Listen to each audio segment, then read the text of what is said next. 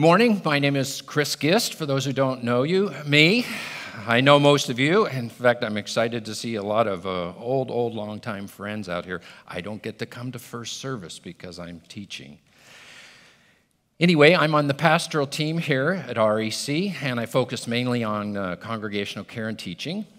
And today we are beginning a 3-week mini-series on renewing our understanding of the good life. And you have outline notes, and if you need a pen or a Bible, these good ushers will give you one. Just raise your hand. Now, before we can even discuss what do we mean by the good life, we need to look at God's purpose for humanity. And I hope that you'll come to see that they are intimately related, the good life and God's purpose for humanity. So that's where we're going to start this morning. Now, have you ever had one of those moments of self-reflection where you said, what am I doing here? And I'm not talking about the kind of event where you suddenly wake up and wallet in hand and find yourself at Manly's Donuts or Baskin Robbins or Macy's or Best Buy and go, what am I doing here? Not that kind of what am I doing here. I'm talking about the deeper existential question, what am I doing in life? What is life all about? You probably recognize that that's a God question. Lord, why am I here? What's life all about? So let's focus on that sense of the purpose of humanity, that question this morning. Now, imagine you went shopping and purchased a very complex electronic tool or product. What would you do to make it function? Well, most of you would probably read the manufacturer's instructions, right? Some might not. But anyway, we won't go there. That's what we're going to do with this question. We're going to look at the manufacturer's instructions, the Bible, to find out the Creator's original intent. That's your first fill-in. We're going to look at the manufacturer's instructions to find out his original intent. So in short, the question we're asking is, what does God say about why we are here and how we are to function? Fortunately, we don't have to look very far. It's right in the first 2 chapters of the Bible. In Genesis 1:26-28, we read the following. This is, of course, from the creation narrative. Then God said, let us make man in our image, in our likeness, and let them rule over the fish of the sea, the birds of the air, over the livestock, over all the earth, and over all the creatures that move on the ground. So God created man in his own image. In the image of God, he created him, male and female, he created them. God blessed them and said to them, be fruitful, increase in number, fill the earth and subdue it. Rule over the fish of the sea, the birds of the air, and over every living creature that moves on the ground. So in these 2 verses, God has declared 2 major reasons that we were created, 2 major purposes for our very existence. First, it's to be his image bearer. That means to carry his image, to live it out, and to represent God here on earth. Secondly, we're to be his stewards. We're to be his caretakers of the earth and all the animals in it and the environment. Now today, we're going to focus just on that first purpose, the image bearer. In Genesis chapters 2 and 3, we learn something about what it means to be an image bearer. Listen to this. Genesis 2:18 says, the Lord said, it is not good for the man to be alone. I will make a helper suitable for him. So God made all the animals, and Adam got to name them. You probably remember that. But none of them was deemed an appropriate, suitable friend for Adam. So that's when God made woman, and suddenly Adam got enthusiastic. Now, we usually think of this as the solution for man's problem of aloneness and the foundational idea for marriage. And it is, but at the same time, it's much, much more. Think about God creating in the first week. Each day, there was a new creation, and God saw it was good, it was good, it was good. And then suddenly we get to chapter 2, verse 18, the one I just read. And for the first time ever, God says, it is not good. What's not good? The aloneness is not good. So this scripture is suggesting that God had created humankind not for aloneness, but for community, for fellowship, both with people and with himself. So this is your second fill-in. A major part of being an image bearer of God is that we are creatures of love and relationship. Let me show you that in the text. During the life of Adam and Eve, you remember a serpent enticed the two of them to eat from a tree in the garden that God had said not to eat from. So as a result of eating the forbidden fruit, things went downhill pretty fast. Soon after that fateful event, maybe even the same day, God is taking a walk in the cool of the garden in the evening. What do you think he was doing there? Was he just admiring his trees and the things that he had planted, this new creation? Well, maybe, but I think he was likely there to visit with his favorite creatures, his friends, Adam and Eve. But this time they weren't available. They were hiding. Can you imagine how hurt, how sad God must have been? His favorite creatures bearing his image, with whom he would walk and talk and share and hang out in the garden together, now they're hiding from God because they're feeling scared, guilty, and cut off. Talk about aloneness. Not only are Adam and Eve suddenly experiencing aloneness and broken relationship with God, but even the Lord himself is now alone in the sense of cut off from the crown of his creation. So you see, being in a relationship to God and others is part of bearing the image of God. For God is love, and God exists in community. And church, a quick word of application.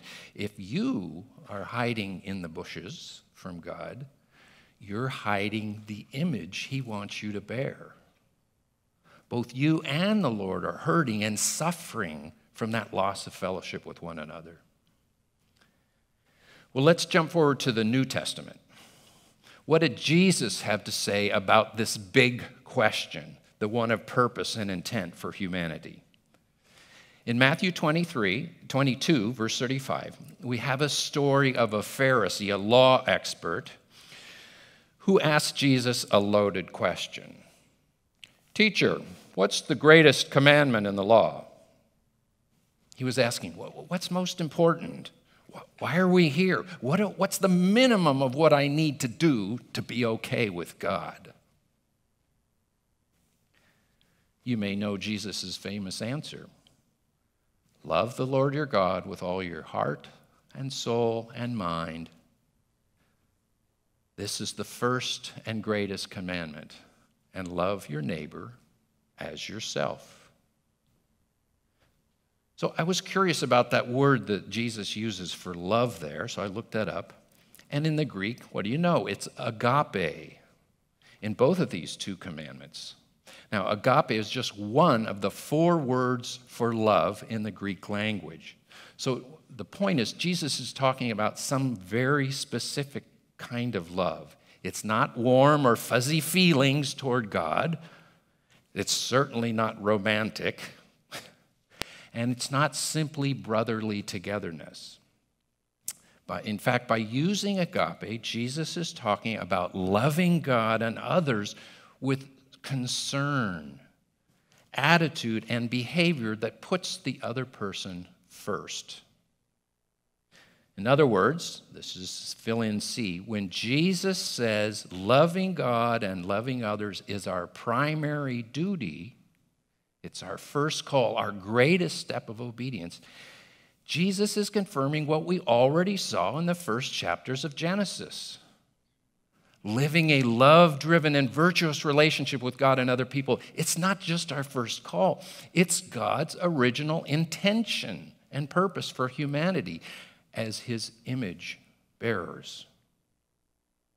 That's what we were made for. That's how we function best according to the Creator's instructions. And incidentally, that's why this book, the Bible, has been a bestseller throughout all history. It's the Creator's, the manufacturer's instructions. Now, as I stated at the beginning, the current or theme of this little mini-series that's beginning today is understanding the good life. So may I suggest to you that living according to the manufacturer's instructions is the good life. That's your fill in D. Living according to the manufacturer's instructions is the good life. The good life is not just having favorable circumstances. Think about how TV commercials and magazines and radio, everything we hear commercially is telling us what they think the good life is. To be well-dressed, to have all the advantage, cushy life, to be sleek and have all the nice things to eat and drink. Those are just circumstances. Those are just decorations on the icing of the cake of life, if you like. They're just the bling that sparkles for a moment in the sunlight. All that hype and publicity from the commercial world, it's blinding us in giving us a misconception about the good life. So the good life is not these circumstantial others that our world is telling us. As comfy as they may be, these circumstances. Instead, it's following our original created purpose. It's carrying out what Jesus said is most important. And if Jesus says our greatest purpose is to love God and love our neighbor, then we ought to do what he said, right? Therefore, the good life is constructed when we order and build our lives around the teaching of Jesus. Let me say that again. The good life is constructed when we order and build our lives around the teachings of Jesus. Well, how do we know this? Let's look briefly at two things Jesus said. In the Gospel of John, chapter 14, verse 15, Jesus says, very briefly and to the point, if you love me, you will obey what I command. That's pretty blunt, pretty brief. Let me expand those words a little bit.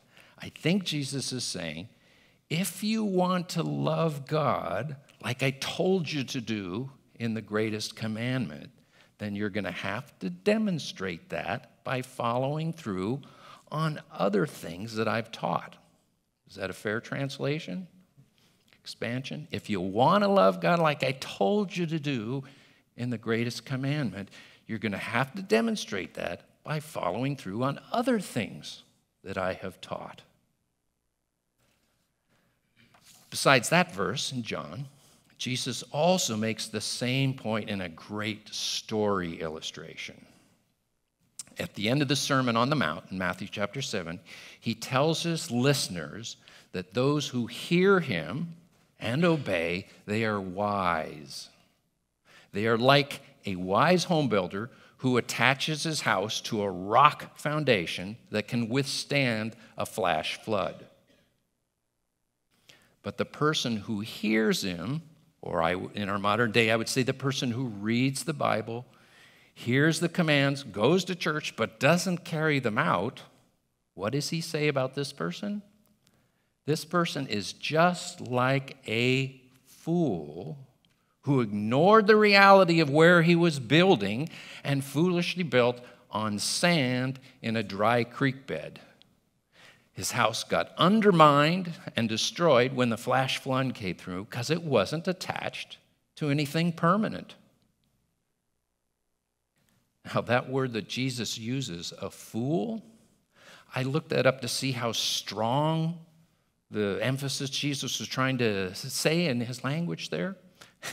And I found out that the Greek word, root for that word, this was in learning for me, is moros. Now, what, you getting it already, what English language words might come from moros? Moron. Yeah.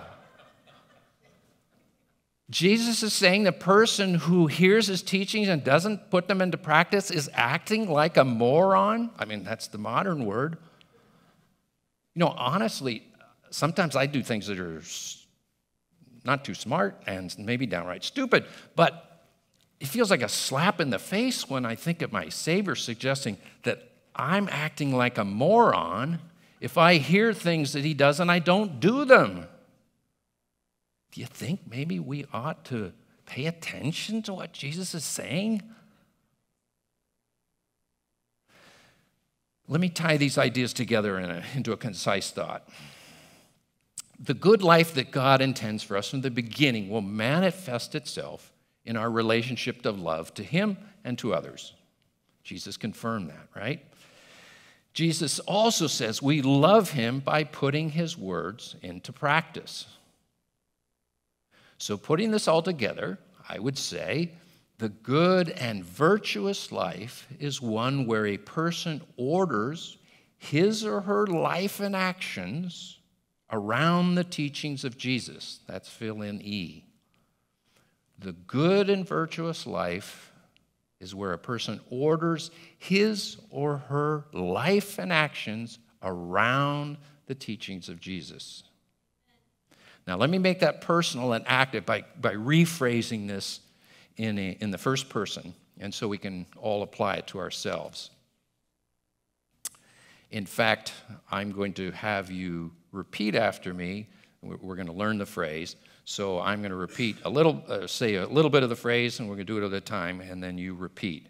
So this is like vows, you know? Okay. So, I will flourish in the good, beautiful, and virtuous life as I order my life and behavior around the teachings of Jesus.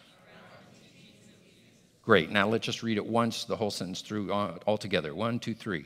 I will flourish in the good and beautiful and virtuous life as I order my life and behavior around the teachings of Jesus. That's your takeaway thought for today. No surprise, huh? Okay, now that we have defined and personalized this about the good life, then we come to the next logical question. Well, what does it look like? Do we have some accessible examples, maybe some people who might exemplify this? We do. Let me suggest 3 people, 3 examples. The first is Daniel.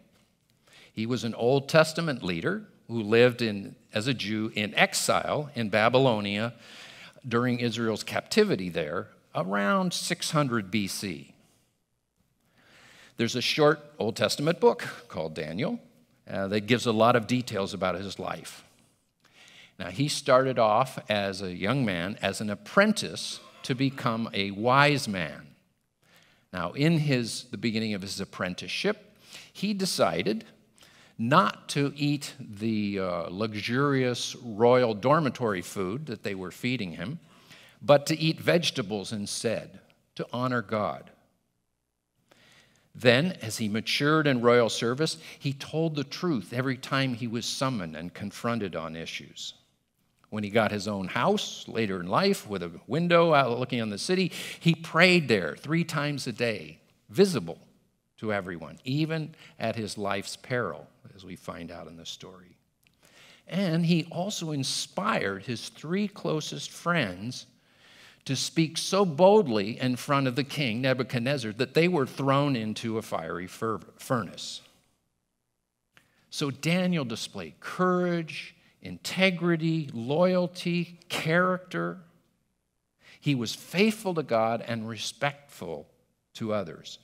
Read his book in the Bible, you'll see. He experienced many challenges and perils in life, but he lived the good life as he ordered his life around the principles of God. Next is Ruth, my favorite heroine, and not the one in this room. This is an older one. Not that she isn't, I'm sorry. There's a 4-chapter book in the Bible named after her, and she lived around 1200 BC, and our Ruth is definitely not 3,000 years old. She was from Moab, okay, a foreign country, a neighbor land to Israel, but she had married into a Jewish family. Now, unfortunately, in the early years, her father-in-law died, her Jewish husband died, her Jewish brother-in-law died. They were all gone. And there was no one left but her sister-in-law and her mother-in-law. Sister-in-law went home. And instead of going home to her Moabite family, she chose to stick it out with her mother-in-law. And she adopted the Hebrew God and the Hebrew people and moved back to Israel with Naomi, her mother-in-law. She obeyed Naomi's advice on how to behave among the Jews. She worked hard in the fields gleaning the crops behind the crop workers because they're both poor widows. Remember, they didn't have much. Through everything, she stuck it out with Naomi. Now, her integrity and hard work were observed by the local townspeople, including a relative of her deceased male family. Now, this relative, Boaz, eventually marries Ruth, and she becomes the great-grandmother of King David. Now, throughout her life, she honored God and others, centering her behavior and her choices around God's principles. Though fraught with many hardships, Ruth lived the good life. Now, the third person I want to talk about is not a biblical character, a modern one. John Wooden is his name. And for those who don't know, he's arguably the greatest basketball coach of all time, period. He was born in 1910 and lived to the age of 99. He's most famous, to give you a little background for those who don't know, of taking the UCLA basketball team in the 1960s and 70s from a second-rate losing team to become the most powerful winning team of college basketball in all of college basketball history. They won 10 NCAA championships. No one's even come close after that. He had 664 career wins and only 162 losses at UCLA in all his years there. Unparalleled. And he brought to the world such famous players, we're dating myself. Anyway, Kareem Abdul-Jabbar, Bill Walton. A few remember them? Yeah, okay. Anyway. We had stars back then too, young people. So his coaching techniques, his strategies about leadership were widely copied by others, and as he became more famous, he became a writer. He gave speaking and lectures and tours and so forth, and all about teamwork. He was a star. But in all of this, he was a man of deep faith and genuine humility. He read his Bible every day of his life, he testifies to, and he was publicly quoted by saying things like this, quote, "I've always tried to make it clear that basketball is not the ultimate. It is of small importance in comparison to the total life we live. There's only one kind of life that truly wins, and that is the one that places faith in the hand of the Savior." He also said, another quote, "Principles like courage and honesty and hard work, character and loyalty and virtue and honor, these are what constitute a good life." So the fact that John Wooden arranged his life around the truth, around the teachings of Jesus, supports this narrative that is what makes for a good and virtuous life. Now, these three people, they didn't live lives oozing with privileged circumstances and only rare bumps in the road. No, that's the false modern concept of the good life. Instead, they organize their lives, which means their choices, their behaviors, around a relationship to and faith in God. Do you hear that? They organize their lives, choices, and behavior around a committed relationship to and faith in God. That's filling F. They also treated others with agape love, valuing and esteeming others as being important. And as a result of putting Jesus' words and God's principles into practice, they lived a good, virtuous, and even beautiful life. Let me wrap this up by making the connection between the good life and transformation and renewal, which are our larger themes for this summer. A few weeks ago, we learned from Romans 12:2 that we are to be transformed by the renewing of our minds. Well, guess what? If you've been following me and embracing what I'm saying, then you have just had your mind transformed. You now know the fact, and hopefully are embracing it, that God's original purpose for you and humanity is that we bear His image by loving God and loving others. God's original purpose for you and humanity is that we bear His image by loving God and loving others. So, if that's now your lens on life, or already was, your worldview, then your mind has been renewed. The next thing to do is to act on this truth, this renewed thinking.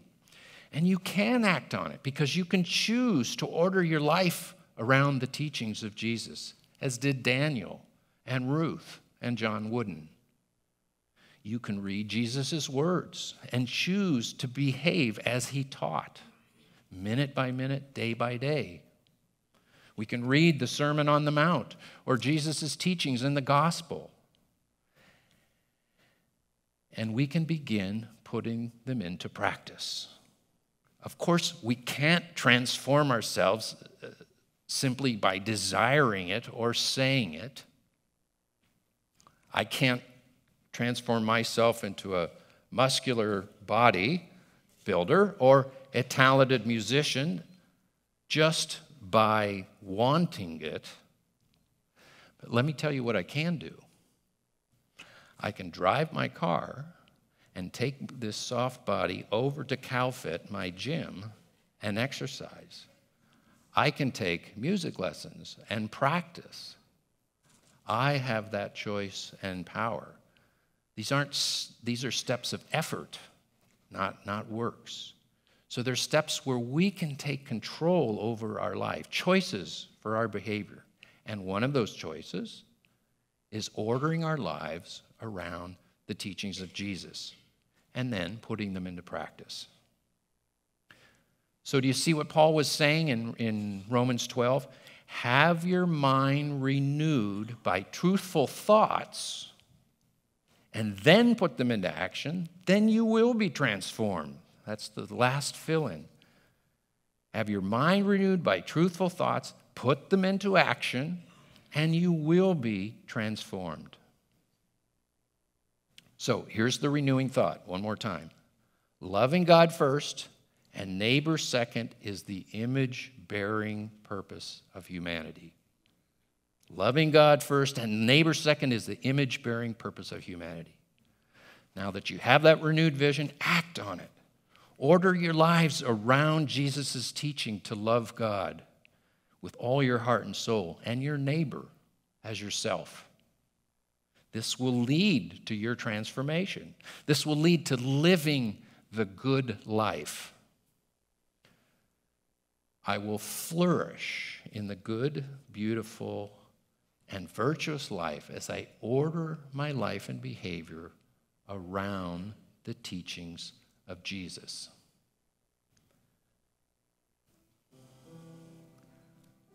I'd like to take a moment now for responses. There could be various different things as we think about this. First of all, you may already have your life ordered around the teachings of Jesus, and you are loving God and others. And so if if that's your case right there where you're sitting, I just want you to simply thank God for the Spirit's work in your life and commit yourself to keeping on flourishing in this way, in this pathway.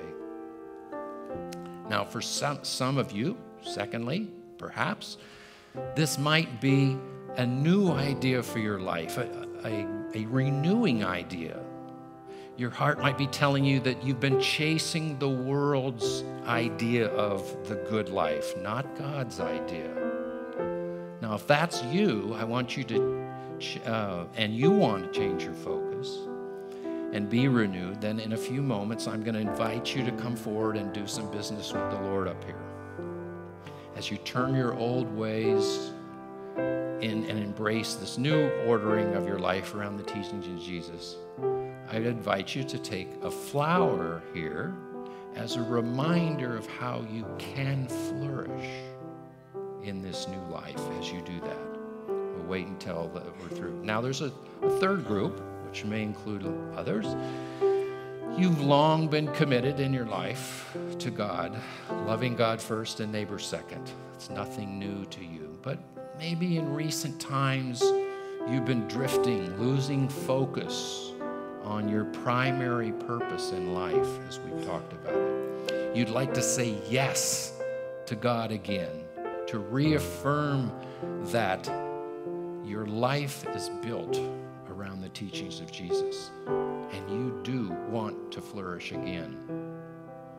So I would invite you to come forward, reaffirm that with the Lord, and again, take a flower if you'd like to celebrate how you are going to flourish once again.